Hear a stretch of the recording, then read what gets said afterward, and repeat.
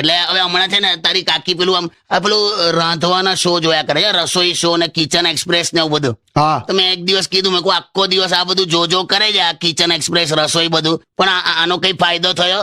તે મને શું કે ખબર કે તમે કોણ બનેગા કરોડપતિ જોયા કરતા હતા, હું કઈ બોલી કે એટલે આપણે ટૂંકમાં એની અડફેટમાં નહીં આવવાનું લા, તો આપણને સંભળાઈ દે. ખ્યાલ આવ્યો ભાઈ વિશ્રાણી સાહેબ? તે અત્યારે કેમ હા આવ્યો, ખ્યાલ આવ્યો, હું નહીં બોલે હવે, એમને સાંભળી લીધું એમણે. હા તો બસ સોંગ વગર ચાલ. 2 દિવસથી કાકી કથામાં જાય છે. તે જાયલા અરે આવતા નથી, બાકી એટલું સરસ બોલે છે ને મહારાજ. શું કે મહારાજે એક બહુ સરસ વાત કરી કે આપણા અંદરનો જે અવાજ છે ને હા એ લોકોને સંભળાય તો લોકો તમારી સાથે જોડાય. હું આપણા અંદરનો અવાજ લોકોને સંભળાય ને તો લોકો તમારી સાથે જોડાય. એવું ના હોય. શું ના હોય? આપણા અંદરનો અવાજ લોકોને સંભળાય એટલે હું શું?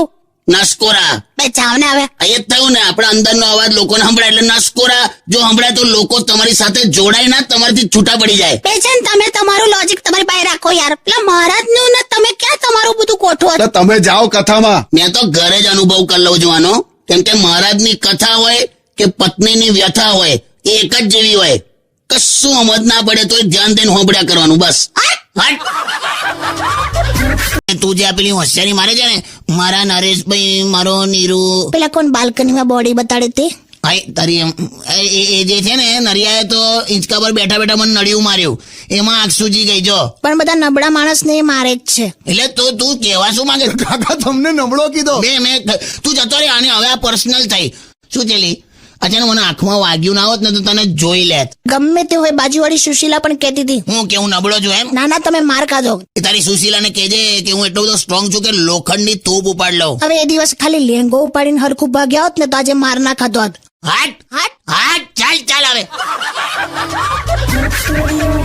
કશે બહાર ફરવા તો નથી લઈ જતા, એટલીસ્ટ ઘરે તો જઈએ. માર્યો ટોન્ટ માર્યો તે. પણ લઈ જાઓ ને કાકા, ખંડાલા લઈ જાઓ એમને કાકીને વરસાદમાં ફ્લાઇટમાં બેસાડીને. ફ્લાઇટમાં હો, આને તો કાર્ગોમાં જ નાખે ને. શું કાર્ગોમાં નાખે? તું અને હાથી એક જ તળાવમાં નાતા હતા એવું મને ગામ વાળાઓએ કીધેલું. પછી તું નથી ખેંચાઈ એટલે હાથીને બહાર કાઢેલો.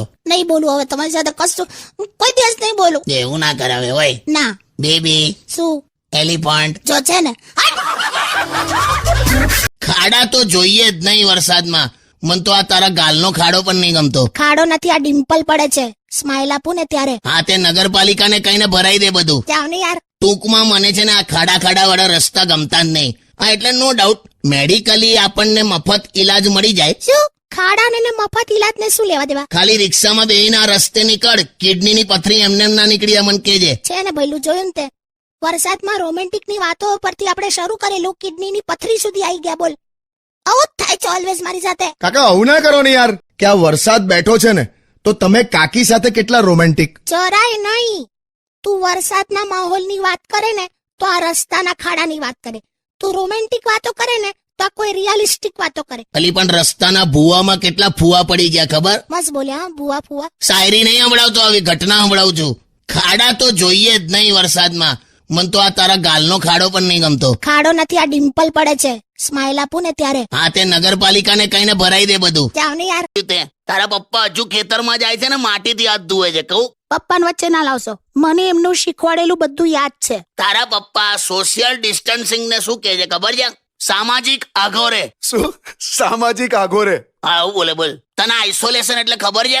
ખબર છે. હું જયારે સ્કૂલમાં હતી ને તો પછી મને જે હોમવર્ક આપે ને તો ઘણીવાર છે ને હું ચોપડા લઈને રસોડામાં લખવા બેસી જતી હતી તો પપ્પા ઓલવેઝ કહેતા આઇસોલેશન કરે છે. બેવે આઇસોલેશન કરે છે ને આઇસોલેશન. વે આનું શું કરું લા? આઇસોલેશન નહીં લીધું તારું. એ જે હોય તે. બે તું ગીત વગાડલા હોય.